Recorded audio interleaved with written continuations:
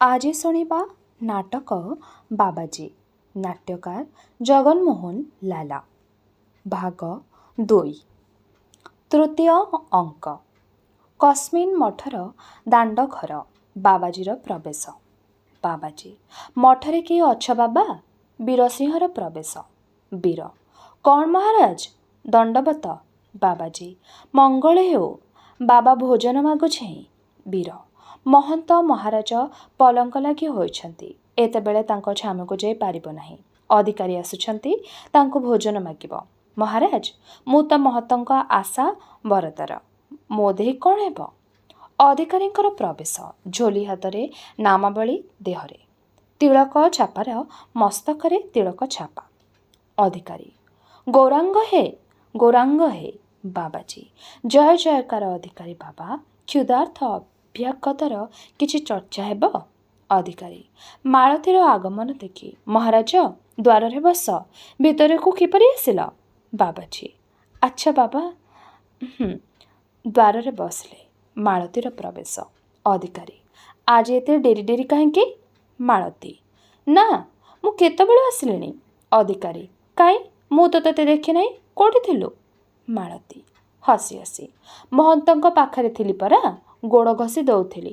ହେଇତି ଏ ଶାଢ଼ୀ ଆଜି ମହନ୍ତ ଦେଲେ। ଶାଢ଼ୀ ଅଞ୍ଚଳରୁ ବାହାର କରେ। ଆଚ୍ଛା ଶାଢ଼ୀ 7 ଟଙ୍କାକୁ କିଣା ହେଇଛି। ଅଧିକାରୀ। ଆଚ୍ଛା, ବେଶ୍ ଖୁସିର କଥା। ନୂଆ ଶାଢ଼ୀ ନ ପିନ୍ଧି ନୁଚେଇଛୁ କାହିଁକି? ତୁ କ'ଣ ଚୋରଣୀ କି? ମାଳତୀ। ନାଇଁ ମ, ଆଜି ବାର ନୁହେଁ ପରା। ପିନ୍ଧିବା ପାଇଁ ମହନ୍ତ କହୁନଥିଲେ କି? ବାର ନଥିବାରୁ ପିନ୍ଧିଲେ ନାହିଁ। ଗୁରୁବାର ଦିନ ପିନ୍ଧି ଆସିବି। ଅଧିକାରୀ। ହଉ ତେବେ ରୋଷେଇ ଘର ଆଡ଼କୁ ଆ, ପ୍ରସାଦ ପାଇବୁ। ମାଳତୀ। ମୁଁ ଘରକୁ ଯାଉଛି, ଶାଢ଼ୀ ଘରେ ରଖି ଆସେ। ଅଧିକାରୀ। ତୋ ଶାଢ଼ୀ କିଏ ଛଡ଼େଇ ନେଉଛି କି? ପ୍ରସାଦରେ ଶୁଖିଯିବେ। ଆଗେ ପ୍ରସାଦ ପାଇବୁ ଆ, ପଛେ ଘରକୁ ଯିବୁ। ଏକା ନାଟକେ କାମ ସାରିକିରି ଯା। ମାଳତୀ। ତେବେ ପ୍ରସାଦ ଦିଅ, ଘରକୁ ନେଇଯିବି। ମୁଁ ଅବିକା ଖାଇବି ନାହିଁ। ଅଧିକାରୀ। କାହିଁକି କହନି ମୋ ରାଣଟି, ସତ କହିବୁ? ମାଳତୀ। ହେଟ ବଦନେ। ଆଜି ମୁଁ ଗୋଟିଏ ଦୁଇଟି ପିଠା ଖାଇ ଆସିଛି। ପ୍ରସାଦ ପଛେ ପାଇବି। ଅଧିକାରୀ। ଏହି ସିନା। ଅଳ୍ପ ମୁଠିଏ ଖାଇବୁ, ଆ ମୁଠିଏ ତୋ ମା ପାଇଁ ନେଇଯିବୁ। ଆ ମୋ ରାଣ ଆ। ମାଳତୀ। ଚାଲି ଯାଉଛି, ଏତେ ରାଣୀ କହିଁ ପକାଉଛ? ଅଧିକାରୀ ବୀର ପ୍ରତି। ଆମେ ଯାଉ, ତୁ ବାବାଜୀକୁ କହିଦେବୁ ପଙ୍ଗ ତ ବଢ଼ିଲାଣି, ଆଉ କିଛି ମିଳିବ ନାହିଁ। ଅଧିକାରୀ। ଗୌରଙ୍ଗ ହେ। ପୁନଃ ଉଚ୍ଚାରି ମାଳତୀ ସହିତ ପ୍ରସ୍ଥାନ। ବୀର ସ୍ୱର୍ଗତ। ଓଃ, ଧର୍ମ ଉଠିଗଲା। ରାମଦାସର ପ୍ରବେଶ ଗଞ୍ଜା ଖାଇ ଖାଇ। ବାବାଜୀ ରାମ ପ୍ରତି। ମହାରାଜ, ଅଧିକାରୀ ତ କିଛି ଉତ୍ତର ନ ଦେଇ ଚାଲିଗଲେ। ଆମ କଥା କିଛି ହେବ? ରାମ ଗଞ୍ଜା ଚିଲାମ ବଢ଼ାଇ। ନିଅ ମହାରାଜ। ବାବାଜୀ। ଆମର ତା ହୁଏ ନା। ଏସବୁର ଆମେ କିଛି ଧାରୁନା। ରାମ। ଏସବୁ କିଛି ହୁଏ ନା, ଆଉ ତେବେ କ'ଣ ହୁଏ? ଆଉ ତୁମେ କିଏ ସାଧୁ? ଏ ବାବାଜୀ କିଛି ନୁହେଁ, ତୋର ପରି ଉଲ୍ଲୁଜଣୀ। ବୀରସିଂହ ନିକଟକୁ ଆସି। ବୀର। ହଉ, ଆମର ତା ସନ୍ନତ। ତୁମେ ଏ ବାବାଜୀ ପାଇଁ ମୁଠିଏ ପ୍ରସାଦର ଉଦ୍ଯୋଗ କରିଦିଅ। ଅଧିକାରୀ ମନେ କଲେ ତୁମେ ଭଲ ଦୟା କର। ଉଲ୍ଲୁ ବ୍ୟକ୍ତି ଦୟାର ପାତ୍ର, ଘୃଣାର ପାତ୍ର ନୁହେଁ। ରାମ। ସତ୍ୟ, କିନ୍ତୁ 4-5 ଜଣ ବାଉରାଣୀ କଂସା ନେଇ ଆସି ବଗିଚାରେ ବସିଲେଣି। ସେଠାକୁ ହରିଗୋବିନ୍ଦ ଦାସ ହେରିକା ଗଲେଣି। ସେମାନଙ୍କୁ ପ୍ରସାଦ ଦେଲା ଉତ୍ତାରେ କିଛି ବଳିଲେ ବାବାଜୀଙ୍କୁ ଆଣିଦେବି। ସେମାନେ ମଠରେ ଆଶ୍ରିତ ଓ ସବୁ କାମରେ ହାଜର। ସେମାନଙ୍କ ପରି ମନ ଯୋଗାଇକି ଖଟିବ ନାହିଁ। ସେମାନଙ୍କୁ ଆଗେ ନ ଦେଇ ଫାଲତୁ ବାବାଜୀଙ୍କୁ କିଏ ଦେବ? ମୁଁ ଦୟା କଲେ କ'ଣ ହେବ? ମୋ କଥା ତ କେହି ଶୁଣିବେ ନାହିଁ। ତୁ କିଛି ନ ଜାଣିଲା ପରି ଯେ କହୁଛୁ। ରାମଦାସର ପ୍ରସ୍ଥାନ। ବାବାଜୀ। ଆଶାଧର ବାବା, କିଛି ଆଶା ଅଛି ନା ନିରାଶ ହୋଇଯିବା? ବୀର। ବସନ୍ତ ମହାରାଜ, ମୁଁ ଆପଣଙ୍କ ପାଇଁ ଉଦ୍ୟମ କରୁଛି। ଯାମୁନୀ ବଷ୍ଟମାଣୀର ପ୍ରବେଶ। ଝୋଲି ହାତରେ। ଯାମୁନୀ। ରାଧେ ରାଧେ। ସିଂହ ଅଧିକାରୀ କାହାନ୍ତି? ବୀର। ଅଧିକାରୀ ରୋଷଘର ଆଡ଼େ ଅଛନ୍ତି।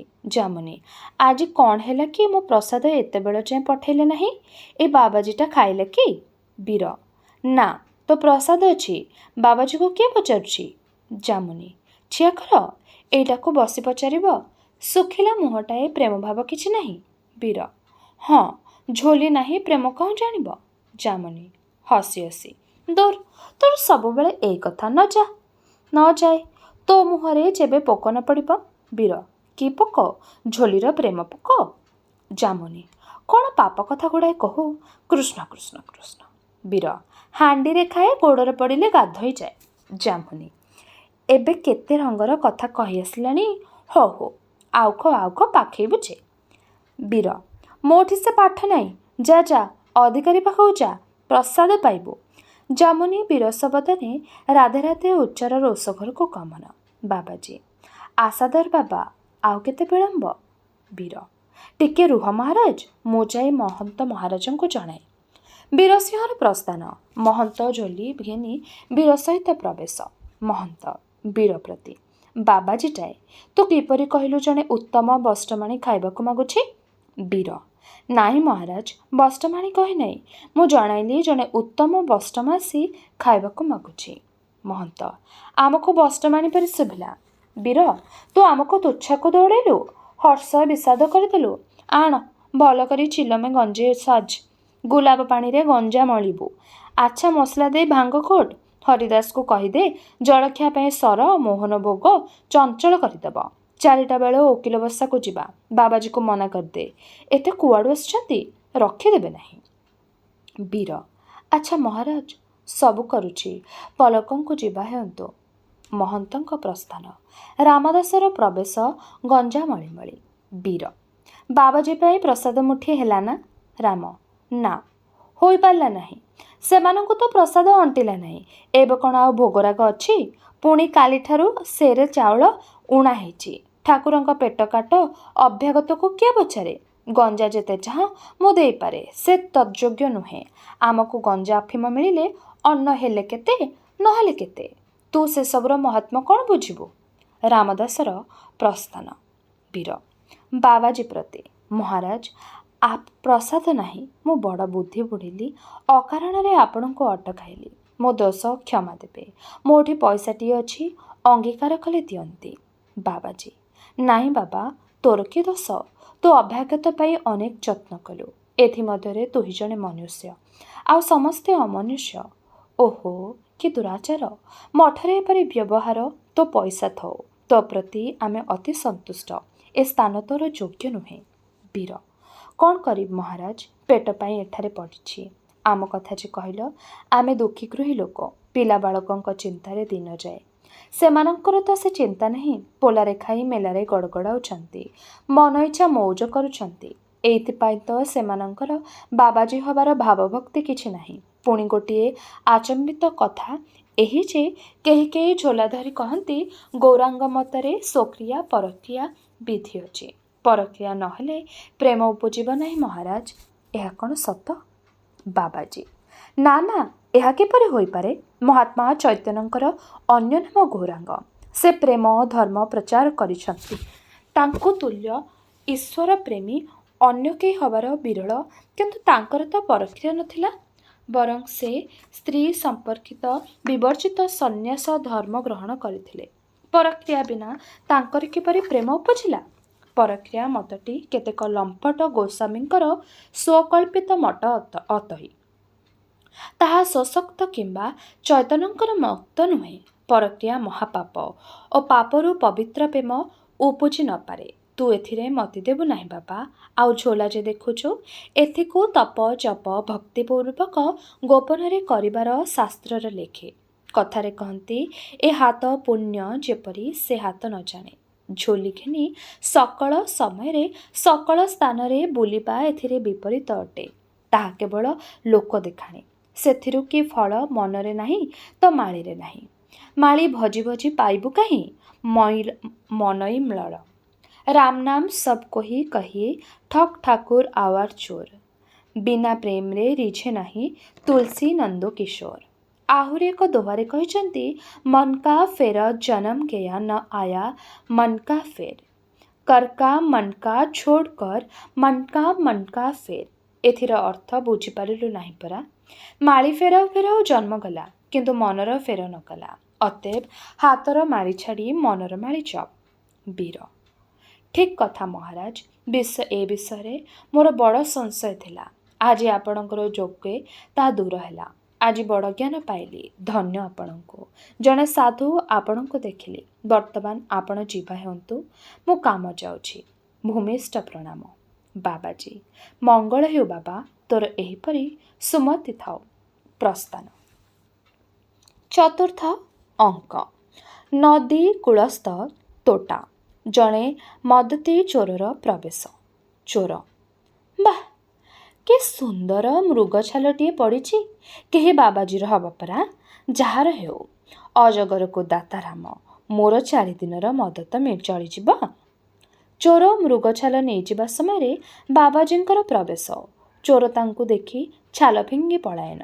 ବାବାଜୀ, ଆରେ ବାବା, ନେଇଥିଲୁ ତ ଫୋପାଡ଼ି ଦେଇ ଯାଉଛୁ କାହିଁକି?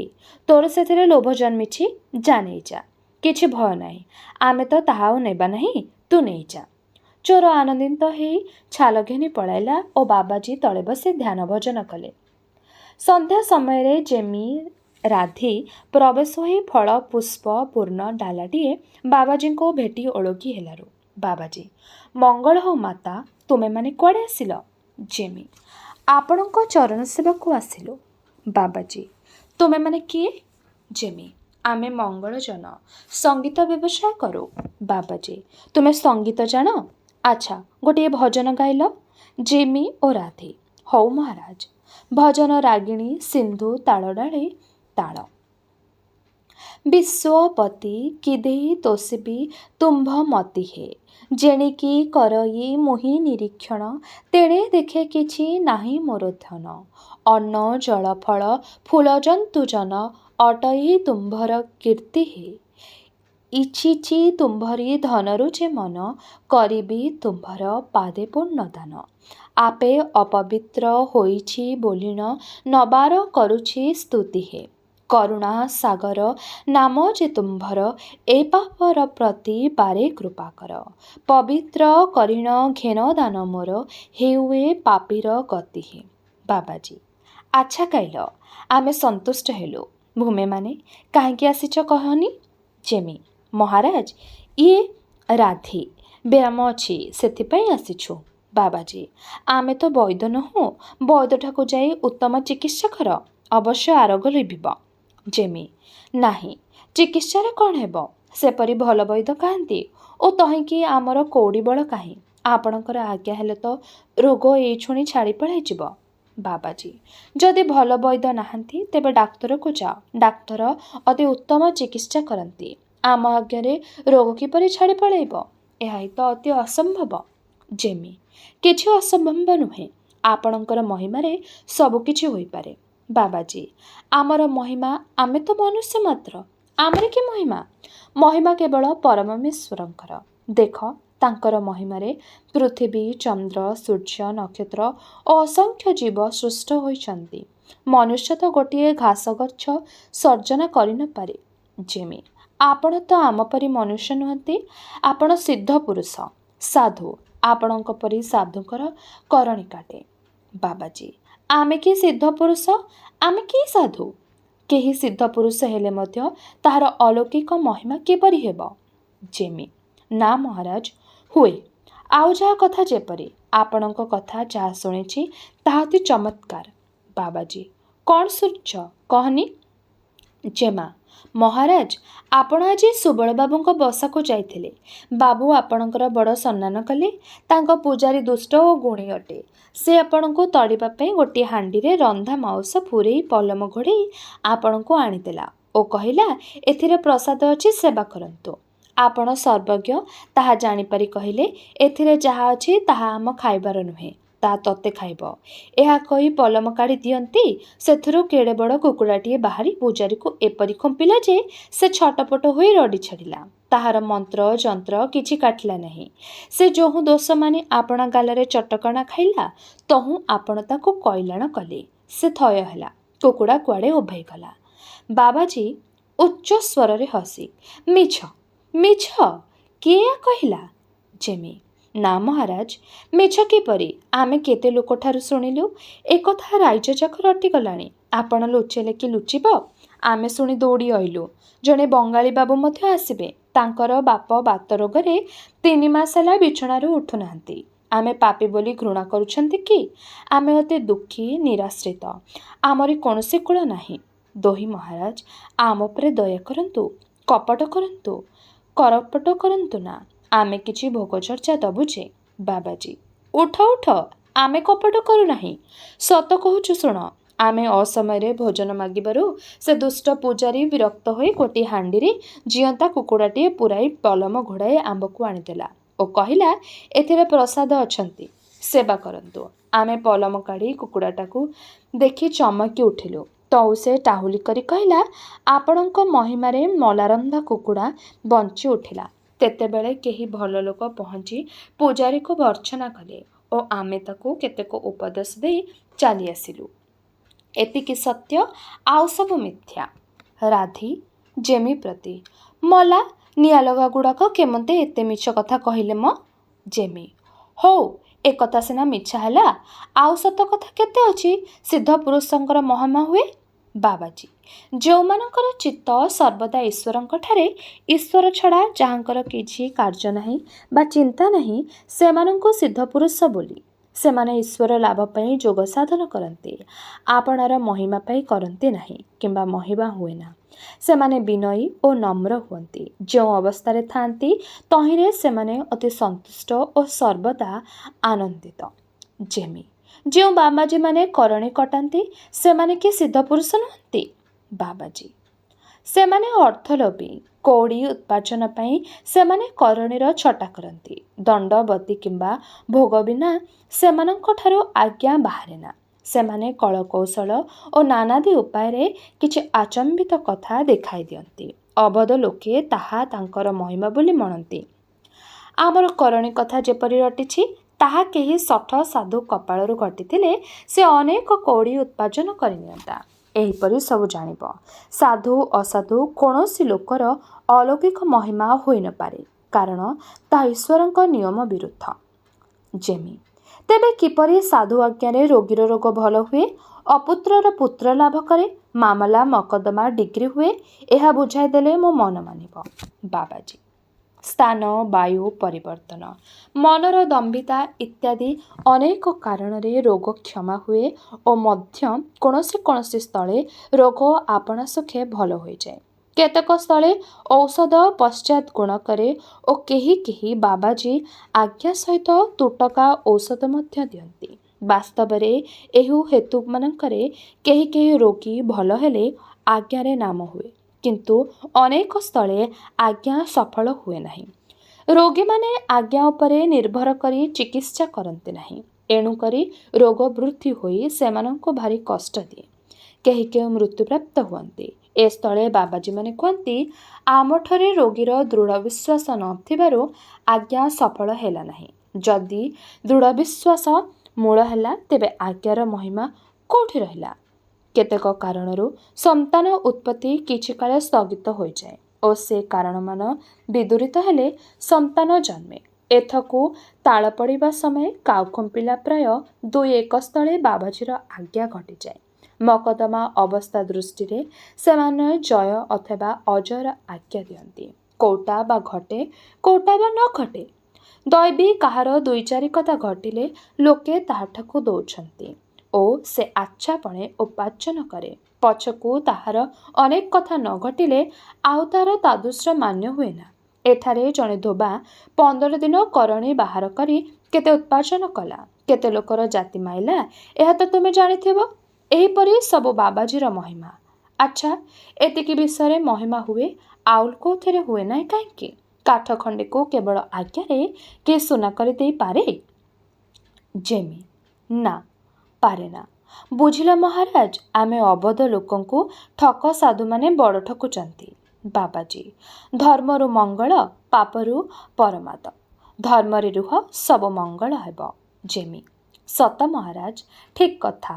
ତୋଟା ଅନ୍ୟ ପାର୍ଶ୍ୱରେ ଶିବମିତ୍ର ଓ ଜେମ୍ସ ଦଳେଙ୍କର ପ୍ରବେଶ। ଜେମ୍ସ ଭାଇ, ବାବାଜୀଙ୍କର ନିରୋଳା ସାକ୍ଷାତ ସକାଶେ ରାତ୍ର କରି ଆସିଲୁ, କିନ୍ତୁ ନିରୋଳା ତ ନୁହେଁ, ଏଇ 3 ଜଣ ଅଛନ୍ତି ପରା। ଭୋଟି ବାଟି ଶୁଭୁଛି, ହେଇ ଦିଶୁନାହିଁ କି?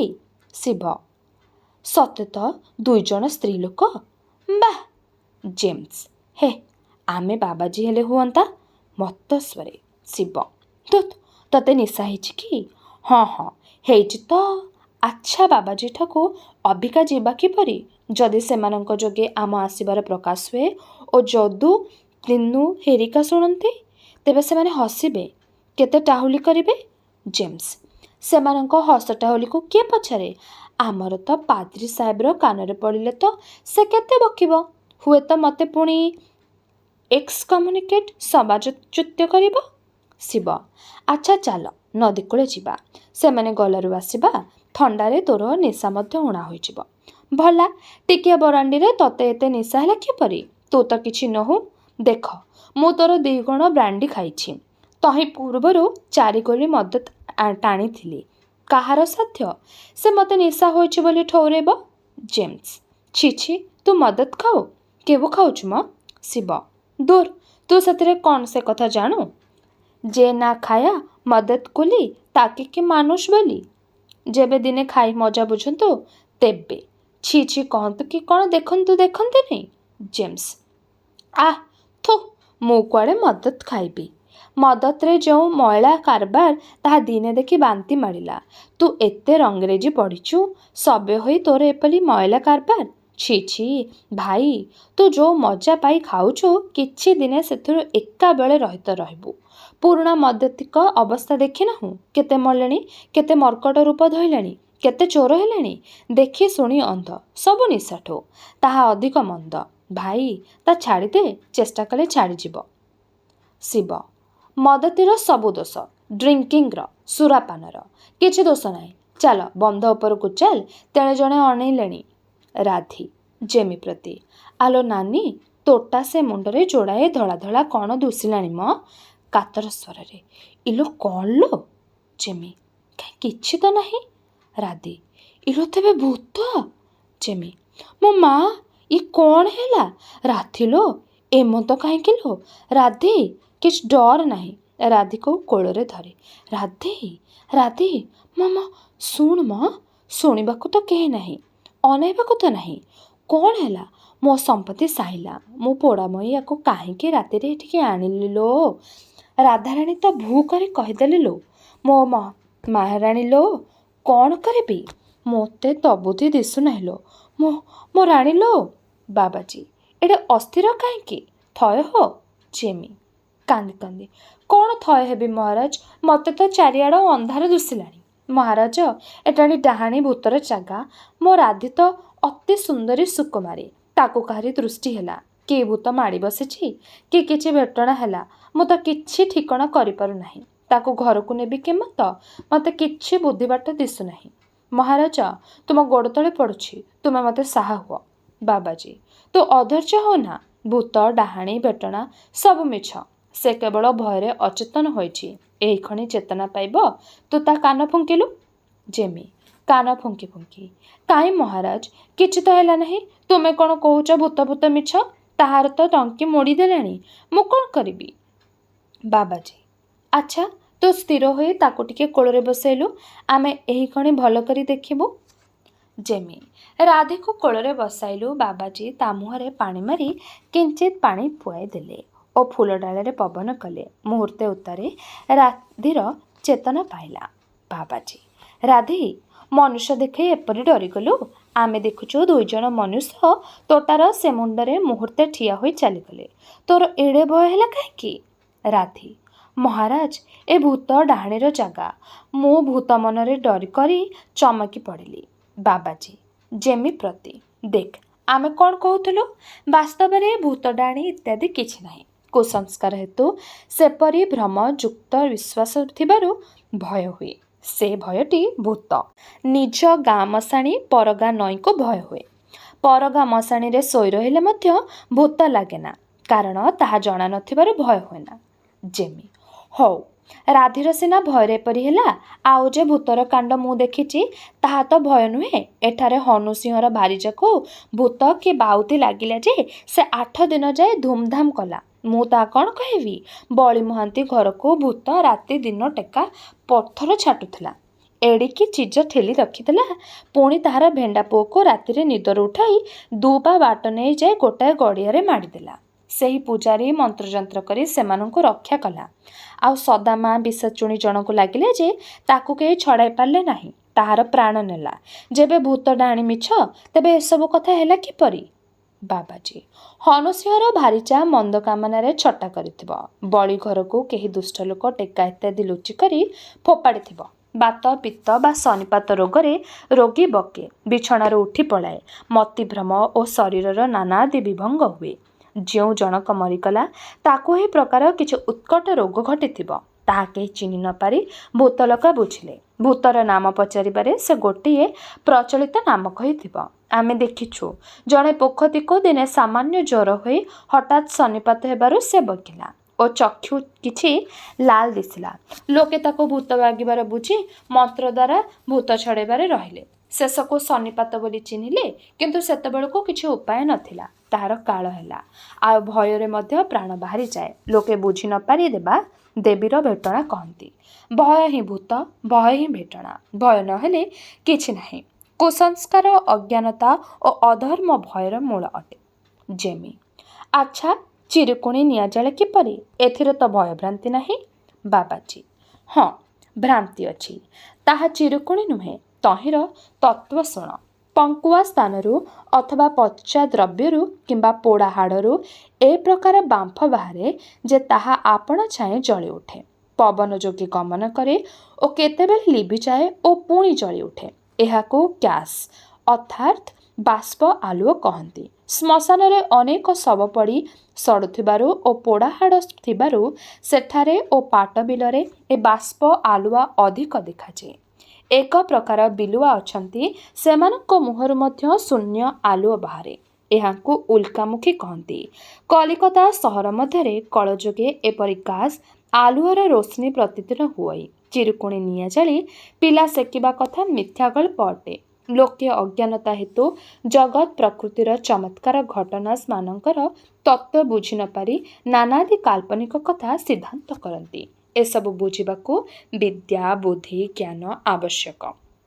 ଯେମି ମହାରାଜ, ଆଜି ଆପଣଙ୍କଠାରୁ ଅନେକ ଜ୍ଞାନ ପାଇଲୁ।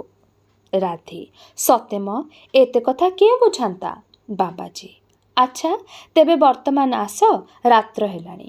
କାଳେ ତୁମେମାନେ ଡରିବ, ଆମେ ତୁମକୁ କିଛି ଦୂର ବଳାଇ ଦେଇ ଆସିବା। ରାଧେ ଆଉ ଡର କୋଥାକୁ, ଆମେ ଚାଲିଯିବା। ଆପଣ କାହିଁକି କଷ୍ଟ ସହିବେ?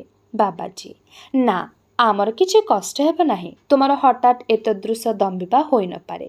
ଯଦ୍ୟପି ଆମର ଉପଦେଶକୁ ସର୍ବଦା ଭାବିବ ଓ ଆଲୋଚନା କରିବ, ତେବେ ତୁମର ମନ ଦୃଢ଼ ରୂପେ ମାନିବ ଓ ଦମ୍ଭିତ ହେବ। ବର୍ତ୍ତମାନ ଚାଲ, ଆମେ ଛାଡ଼ିଦେଇ ଆସିବୁ। ସମସ୍ତଙ୍କର ପ୍ରସ୍ଥାନ। ତେବେ ଏହିଠାରେ ଶେଷ ହେଲା ନାଟ୍ୟକାର ଜଗନ୍ମୋହନ ଲାଲାଙ୍କର ନାଟକ ବାବାଜୀର ଦ୍ୱିତୀୟ ଭାଗ। ଆଗାମୀ ଅଧ୍ୟାୟରେ ଏହି ନାଟକଟିର ଅବଶିଷ୍ଟ କଥାଗୁଡ଼ିକୁ ଆମେ ଶୁଣିବା। ରହିଲି, ନମସ୍କାର।